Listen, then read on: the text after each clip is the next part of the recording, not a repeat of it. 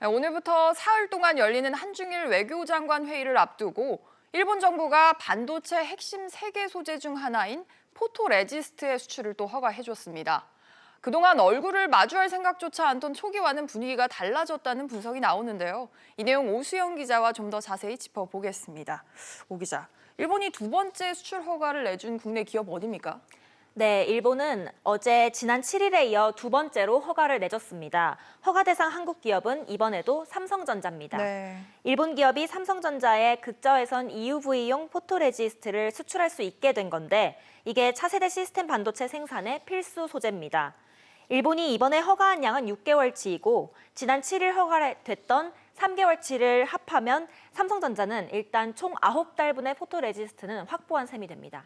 아무래도 내일 한일 외무장관 외교장관 회담이 있는데 이런 행사를 앞두고 좀 일본의 배경이 궁금한데요.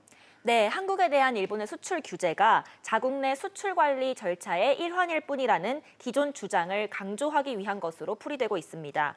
수출 신청이 접수가 됐고 군사 전용 가능성이 없는 물품이라면 일단 허가를 내주긴 해야 국제 여론전 등에서 정당성을 확보할 수 있기 때문인데요. 다만 1차 수출 허가를 내준 이후 2주도 채 지나지 않았는데 추가 허가를 내준 거에서는 양국 간 갈등의 확대를 좀 막아보겠다는 유화적인 움직임도 엿보입니다. 네. 또 이번 주엔 주요 일정들도 앞두고 있는데요. 우선 내일 베이징에서 한일 외교장관의 만남이 예정돼 있습니다. 또 오는 24일은 한일 군사정보보호협정, 그러니까 GSOMIA의 연장 여부 결정 시한인데요. 강경화 외교부 장관은 오늘 출국길에서 GSOMIA 연장 여부를 아직 검토하고 있다면서 결정된 것은 없다고 밝혔습니다.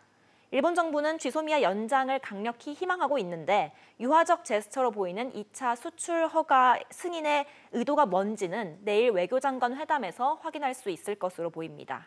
그런데 오 기자, 그렇다고 해도 한일 간 갈등이 봉합 국면이라고 보기는 또 어려운 게 후쿠시마 원전 오염수를 둘러싸고는 또 분쟁이 이어지고 있죠. 그렇습니다. 외교부가 어제 니시나가 토모후미 일본 대사관 경제공사를 초치했습니다.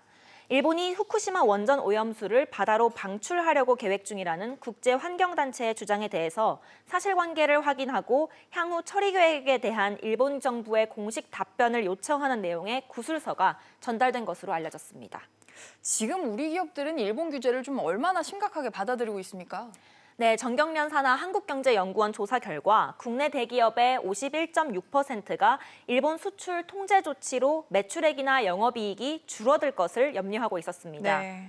일본 규제로 인해 국내 대기업의 매출액 감소율은 평균 2.8%가 될 거라고 한경연은 전망했는데요. 응답 기업의 53.7%는 단기적 대응 방안의 1순위로 소재 부품의 국내외 대체 수입선 확보를 꼽았습니다.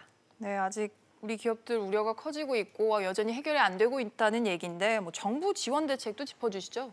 네, 정부는 오늘 국무회의에서 전략 품목 기술을 빠르게 개발하기 위해 일부 소재 부품 장비 연구 개발 사업의 예비 타당성 조사를 면제하는 안을 확정했습니다.